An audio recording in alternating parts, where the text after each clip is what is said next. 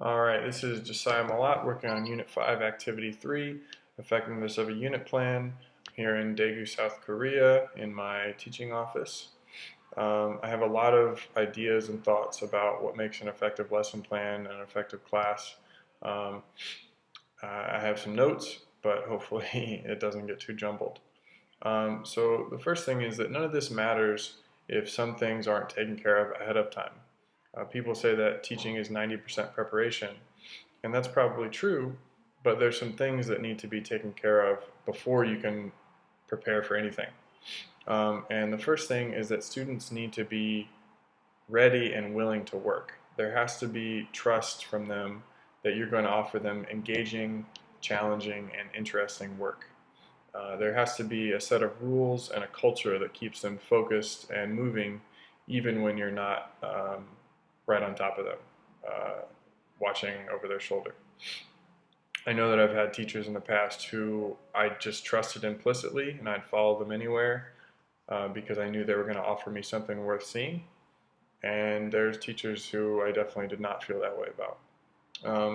But once that's taken care of, then we can focus on our classes and make plans. The first thing I believe about making any lesson or unit, and this is something my dad taught me, who's been teaching for a long time, is that you always have to have a backup plan. No matter what you do, no matter how much you plan, there will come a time when a lesson falls flat on its face, and there's not a lot you can do about that. The best plans just sometimes go awry. A student might upset the class, technology might fail you, students might not respond to something that you were sure they would. So you plan as much as you can, but you have to expect there to be times when your plans need to be changed or aborted completely. So now that we've covered that, here are a few just general thoughts on how to put together your curriculum, how to put together lessons and units. First thing for me, explain why. If your students don't know why you're working on what you're working on, then it's kind of a waste of time. That's the first step for me. Have a conversation with them, talk to them. Literally my first day, first thing I want to do with them is, why are you in this class? I know that's not a lesson plan per se, but we do that every subject we come across, every book we start to read. Why? Why are we doing this? Why are we here? The next thing is variety. I think that I've had teachers in the past who had a lot of great things to say, but they just wanted essays, essays, essays, or a math class, just drill, drill, drill, drill. You can't assign the same kind of work over and over again, especially in an English classroom. You know, English is it's everywhere. We can study English in almost any form, so it's pretty lazy and doing a disservice to the students not to mix it up and let them play with and experience some different kinds of art and media. And kind of along with that is give the students some choice. Give them an opportunity to at least pick from a selection of books or ideas or topics. Let them figure out what they're interested in and let them explore that. Another thing is that we want to have detailed plans over time, and we want to have extra material in case things go short, or we're, like I said, we always want to have a backup plan. But at the same time, I think a good lesson allows time for tangents, allows time for students to have a thought and for the class to run with it. And you can let that go overboard, and students will take advantage of that. But you're not modeling good learning very well if you're sticking to a rigid formula and you won't explore something interesting that the classes come across. I think that's pretty dishonest. The next thing, as far as building a good lesson or unit, is to stretch students' comfort zone. Don't let them get off easy. You want to challenge them and push them, but make them do something that they haven't done before or that they haven't thought about. Especially in an English classroom, if you're having conversations, don't shy away from the challenging topics or from hard opinions to deal with. I think that's the only way students are going to learn to grow and learn to appreciate other people's point of view. Um, Another thing kind of going along with choice and options is to ask the students what they want. Um, I had an AP English class my senior year of high school where the teacher let us pick from whatever books we wanted, and then we took a vote, and then we got some finalists, and then we took another vote, and that's the book that we read as a class. And we still had that class atmosphere, and we all talked about the same book, but just that feeling of like, oh, we're actually in charge here a little bit, really helped everybody get on board, I think. I think that building patterns and habits in your lessons is very important.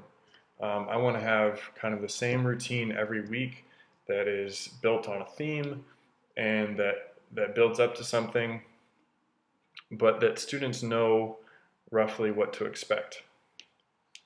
For instance, on Mondays, we might come in and talk about an interesting quote. First thing, they might do a journal just about their previous week every Monday. Tuesdays, we might talk about a famous person and why they're important. Wednesdays might be analyzing some poetry or some music, maybe something they chose. But every week I want to have a pattern, something that they are not totally floored by. And then you can build from there whatever you need to teach, whatever the standard is you need to meet. But students will be comfortable as soon as they walk in. Maybe the most important one on this list, especially in 2016, is that lessons need to be dynamic, fast-paced, quick, and be moving from idea to idea, not sitting there waiting for you to finish writing something on the board. We have too much technology. Students have too much access to information. If you're sitting there making them wait for you, or you're making them spend 45 minutes on one idea, you're going too slow. The world is just moving faster than that right now. And I'm going to wrap it up with my last thing that I think is really important, and just is kind of the way my brain works, is that whatever topic you're working on, no matter how small it is, can be connected to something bigger. For me, English and learning writing and speaking and reading is really more about critical thinking and empathy. And whatever you're working on, it could be connected to those topics, or it could be connected to something else bigger. If you're reading a historical novel, connect it to the world of history around it. There's always something bigger, and it can help students grow their web of knowledge and help them be, I think, more motivated and inspired by everything they're learning if you are showing them how the pieces fit together. Now that's all I have for now. A lot of that is very general, but I think that is, again, that's how I feel. You got to connect it to the bigger picture. So yeah, hopefully that was interesting. Thanks for listening. Bye. All right, just wanted to add a quick clean-shaven addendum to this video, talking about formative assessment and why it's important for planning units and lessons. I think one of the biggest things I've seen teachers do that doesn't work is just asking random questions. Just thinking that if you just ask the kids, that's good enough. Obviously, sometimes that can start discussion, and like a real discussion is fine. But if you're just one-off asking questions, trying to get answers from kids, it's not really good enough. It's not really part of a plan, and it's not time efficient for sure. Definitely something that shows that you're unprepared. Another thing that's important is being consistent. Whatever you use to assess students, getting them into a pattern and them understanding what you're trying to do, I think is very helpful. Another big thing is just moving things along quickly. You can have time for all kinds of little formative assessments that can really pull the class together if you're doing them quickly and breaking them up throughout the class. Whatever you're doing, it could be a little activity or a little discussion or a little game, whatever it is.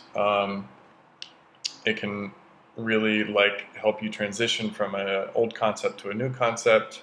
It can help with scaffolding as well, and just building their knowledge and showing it in real time so that you know they're confident enough to go on to the next bit of information you have for them. And I guess that kind of leads me to the most important thing, is that it should be dynamic and hopefully fun, but certainly engaging. The most important thing would be engaging. Could be, like I said, a game of some sort. Just keeping the kids on their toes, understanding that they're responsible for knowing these things, and not just having things thrown at them all the time. They actually have to bring knowledge from within themselves and show it to you on a regular basis. One of my favorite things, just in an English classroom or a language arts classroom, would be just to do some kind of quick share. So, for instance, if we're talking about metaphors and trying to help kids understand the significance and how they work and what they are and stuff, kind of talking about them a little bit, and then going, all right, everybody, you have 1 minute, come up with a metaphor from one of your favorite movies. And everybody quickly shares a metaphor they have, and if it's not really what you're looking for, you can talk about why, and if it is, you can say, great example, maybe talk about it some more, or different examples from that movie. So I think that's a great way to do that. And then another thing in the English classroom, language arts, would be just like a good, deep, in-class conversation, really getting into the details of something. If you're just doing a quick conversation, it's not going to tell you much. But if you can get all the students participating and engaged, which is obviously, it's not easy, if you're talking about a book or some philosophical concept, whatever, if you can get, and the best English classes I've ever been a part of or watched, they have these conversations in spades, and everybody's on board. It's very clear that everybody knows what they're talking about and has an opinion on it. I think that's the best, but maybe not as formal, but definitely the most effective, in my opinion, way to assess kids early on. And then the last thing I've seen that works really well, I don't know for sure if I'll do it, but using exit tickets, as far as just asking the kids to show you what they've learned that day, I think can be really important, and kind of help the kids remember that they are taking something away from the classroom, and that it matters that they're doing so. So that's my thoughts. I think it's a huge part of lesson and unit planning. It's something that I wouldn't have put into words before Teach Now, but I think it's obvious that you have to know that your students are learning and help them realize it as well. All right. Thank you.